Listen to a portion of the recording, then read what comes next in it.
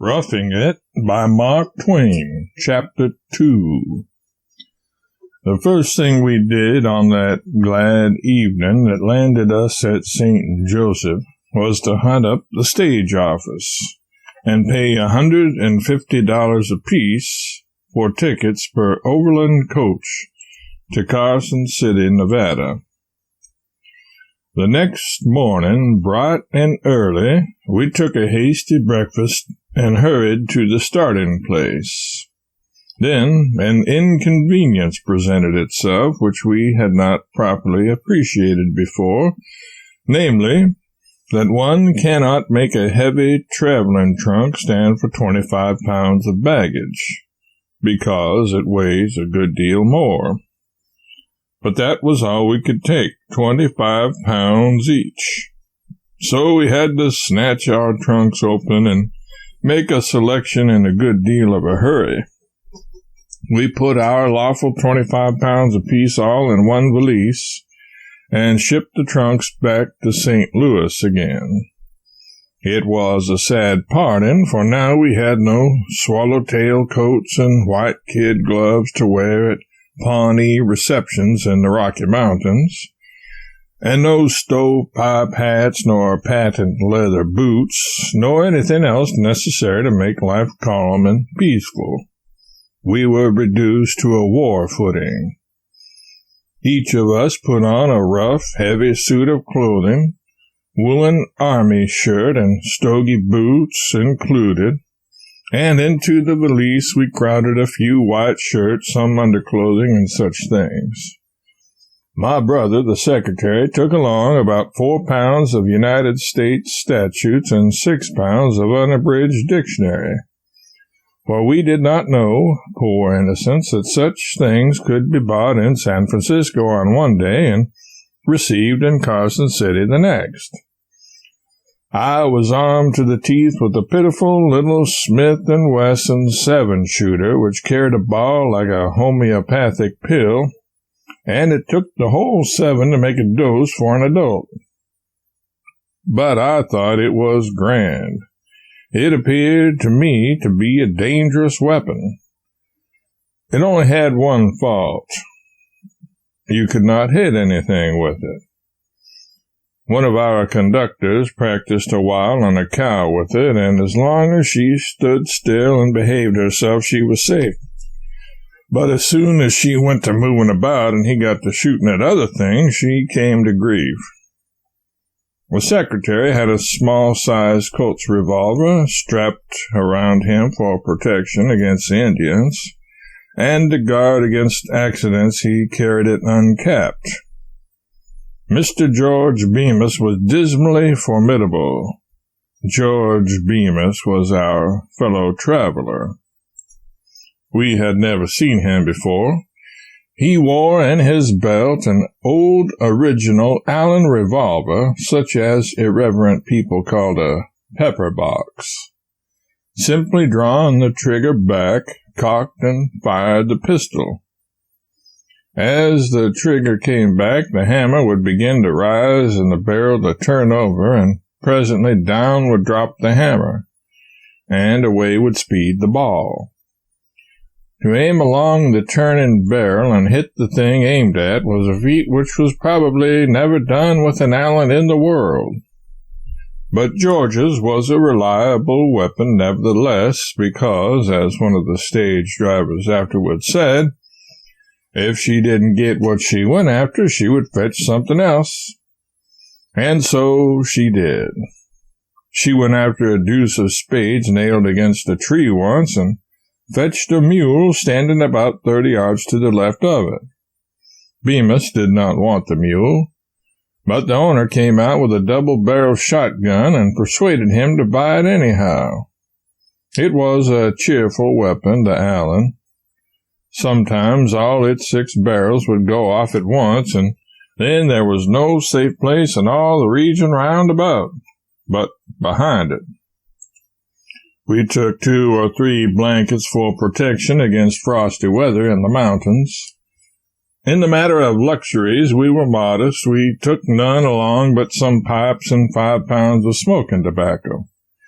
We had 2 large canteens to carry water in between stations on the plains, and we also took with us a little shot bag of silver coin for daily expenses in the way of breakfasts and dinners. By 8 o'clock, everything was ready, and we were on the other side of the river. We jumped into the stage, the driver cracked his whip, and we bowled away and left the States behind us. It was a superb summer morning, and all the landscape was brilliant with sunshine.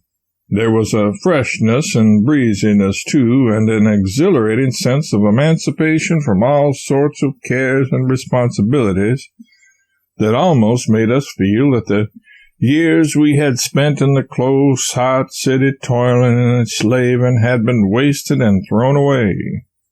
We were spinning along through Kansas, and in the course of an hour and a half we were fairly abroad on the Great Plains. Just here the land was rolling, a grand sweep of regular elevations and depressions as far as the eye could reach, like the stately heave and swell of the ocean's bosom after a storm. And everywhere were cornfields, accenting with squares of deeper green this limitless expanse of grassy land.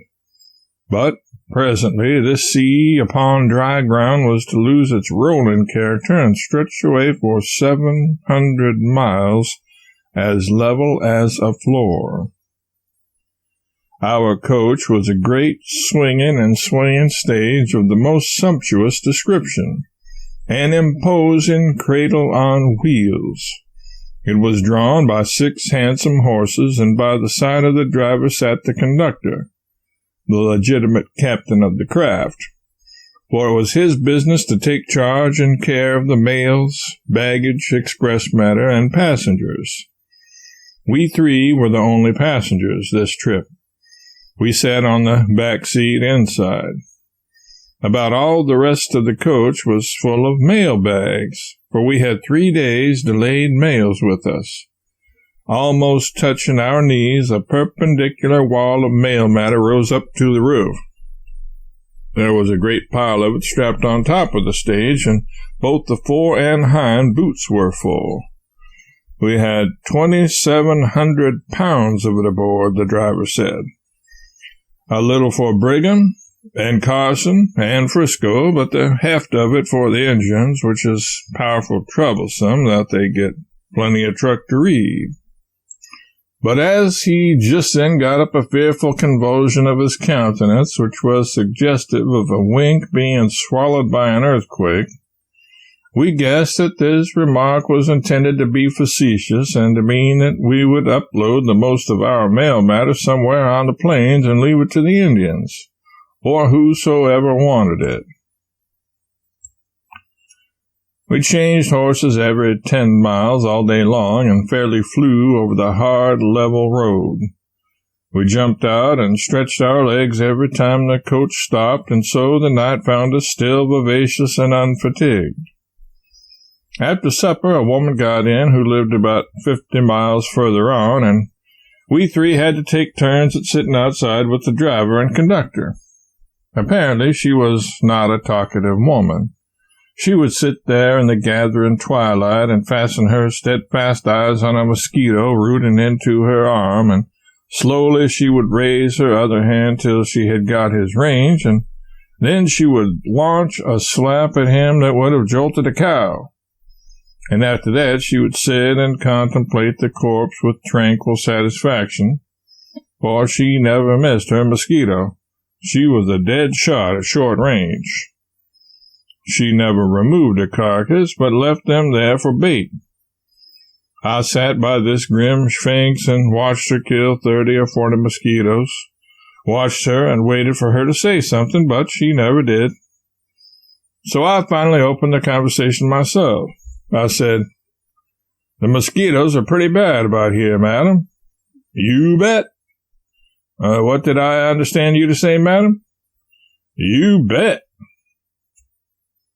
Then she cheered up and faced around and said, "Danged if I didn't begin to think you fellers was deef and dumb. I did, b'gosh. Here I've sought and a busting mosquitoes and wondering what was ailing you. First I thought you was deaf and dumb, then I thought you was sick or crazy or something, and then by and by I began to reckon you was a passel of sickly fools who couldn't think of nothing to say. Where'd you come from? The Sphinx was a Sphinx no more. The fountains of her great deep were broken up, and she rained the 9 parts of speech 40 days and 40 nights, metaphorically speaking, and buried us under a desolating deluge of trivial gossip that left not a crag or pinnacle of rejoinder projecting above the tossing waste of dislocated grammar and decomposed pronunciation. How we suffered. She went on hour after hour till I was sorry I ever opened the mosquito question and gave her a start. She never did stop again until she got to her journey's end toward daylight. And then she stirred us up as she was leaving the stage, for we were nodding by that time, and said, "Now you get out at Cottonwood, you fellows, and lay over a couple of days, and I'll be along sometime tonight, and if I can do you any good by edging in a word now and then, I'm right there.